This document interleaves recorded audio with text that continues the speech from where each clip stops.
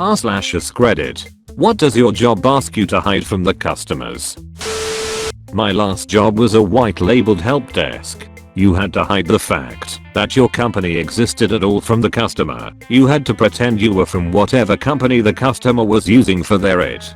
Pretty common for MSPs, especially when reaching out to third-party support for an application. Way easier to say I'm from than say I'm from, then having to deal with needing to get someone else from the client company on the line, have them approve you to access their account, etc. I worked for a monitoring center, and that's what we did. Instead of saying this is Avant good, we had to use the name of the company. We monitored for medical buttons, like I've fallen, and I can't get up.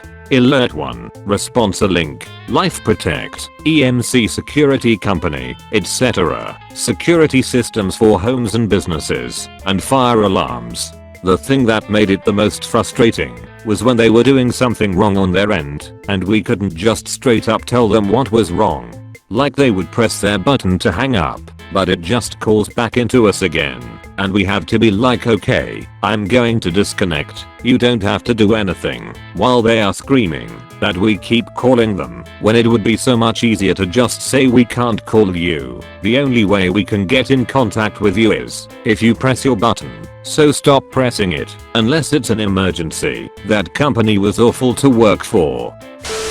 Also, at the hotel I worked at, if a guest found a stray bed bug, all staff were instructed to neither confirm nor deny that it was an actual bed bug.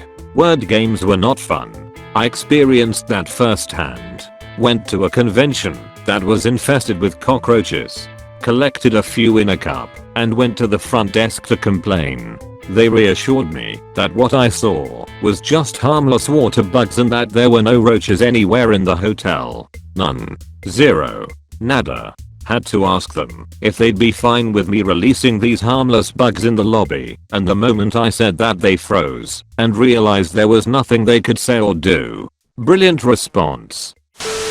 As a tattoo artist, oftentimes apprentices at the end of their apprenticeship will start to tattoo paying customers, walk-ins, and for a few tattoo shops, the apprenticeships are much shorter than they need to be. So if you're getting tattooed but someone who seems to be young, or they seem inexperienced, they probably are, and they're probably still in their apprenticeship, but the shop will tell you they're actual artists. Do your research when thinking about getting a tattoo, and don't be afraid to wait months, or even years, for the right artist for you. It'll save you from really shitty tattoo. I think this might have happened to me. Went into a shop with a good idea of what I wanted, and was prepared to wait to get it. Surprise to me when they said they'd get me in same day. It looked fine that day and a few months after, but slowly became obvious that they didn't go deep enough in some places and had shaky hands on others. Good news is about 1.5 years after the initial tattoo I went back to the shop and asked for the artist, who was still working there. He seemed embarrassed and touched it up with no charge. I tipped him good, and it looks much better. Still love my tattoo. What did you say to the artist when you went back? Did you just kind of point at it and say, see this? When I asked for a touch-up, he asked me to point out what was bothering me, and I showed him some faded areas and broken lines. He nodded along and pointed at some stuff he would like to fix too, and then got to it. We sell software and we have a page that has instructions for setting it up Linux servers, but that's basically all we know about the OS and as much as any of us actually care to learn it. If asked, the going policy is that our Linux specialist is out this week, but we'll totally refresh what we know by going over the page with you. Meanwhile, most of us Linux users are thinking, shit, they actually mentioned us. It does feel like the general principle of Linux is, if you can't work it out on your own, you don't deserve it. Which is a shame, because most of the big distros just work now, which is a huge accomplishment. Meaning they work without any kind of screwing around after installation. Sure, it's still trickier on laptops, but on desktop it's beautifully simple now. During the 90s I always joked that the first thing you'd have to do after installing Linux is write a driver for your keyboard.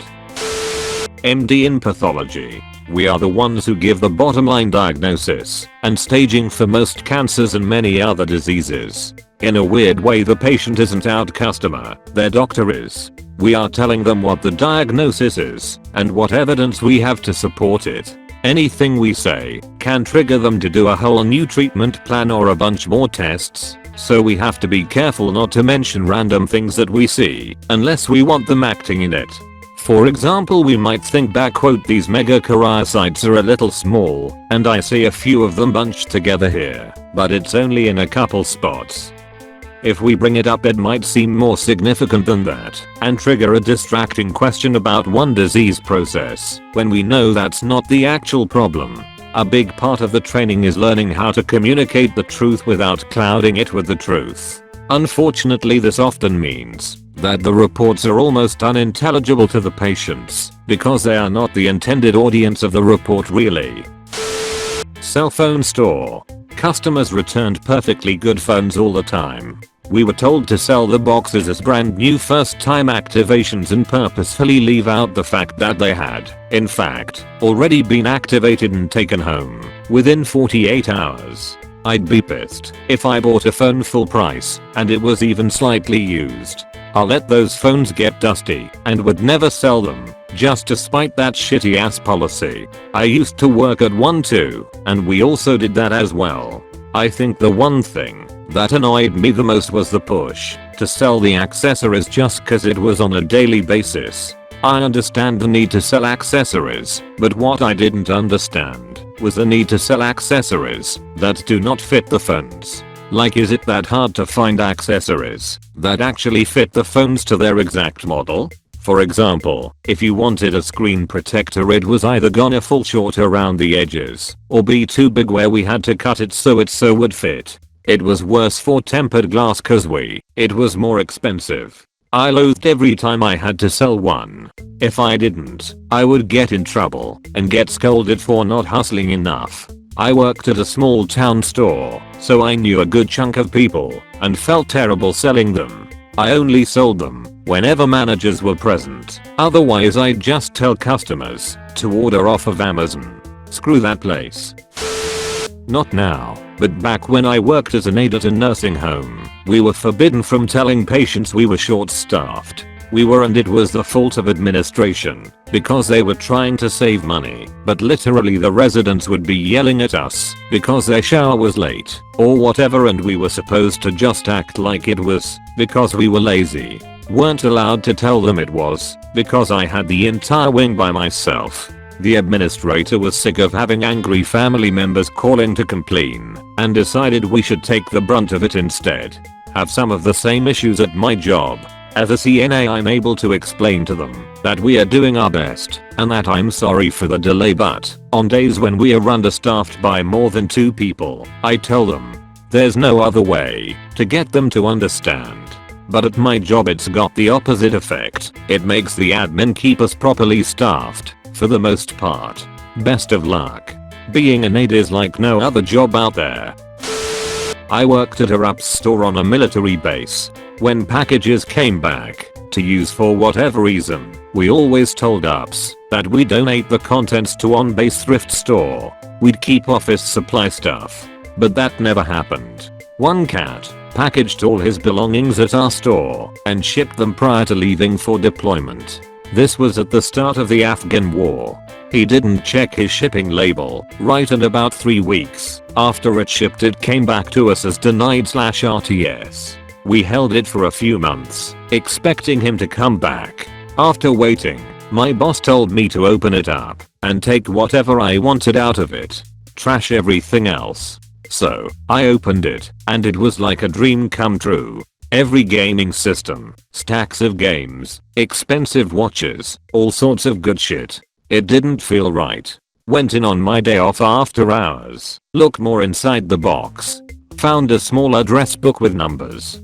Got in contact with his parents and explained who I was, how I got their numbers, etc, etc. Ended up generating a label that night for it and shipped all this guy's stuff out on the store's dime. Boss was pissed as hell with me for doing that. You'd be amazed at how good construction workers become at hiding flaws. It's quite nearly a part of the job description and a large reason why so much of construction effort is put towards cosmetics, beyond the fact that most people just don't want to be looking at a bunch of rough-in work that's functionally the same but aesthetically atrocious. I concur. I was a finisher for some years. Painting, staining, so in other words making your brand new piece of shit house that you paid way too much for look nice. Amazing how many homeowners get duped, or just plainly have idea what they are doing or agreeing to. Everything. Where do I even start? Really, the only thing I'm allowed to tell the customers is this spiel about the place and where the restroom is. I really wish I could help people more than I can, but management actually trained me to actively hide things from people. Literally, I'm supposed to make the customers' lives harder. If I don't do it to management's approval, they go and hide even more things. Then again, I work in an escape room. They had us in the first half, not gonna lie.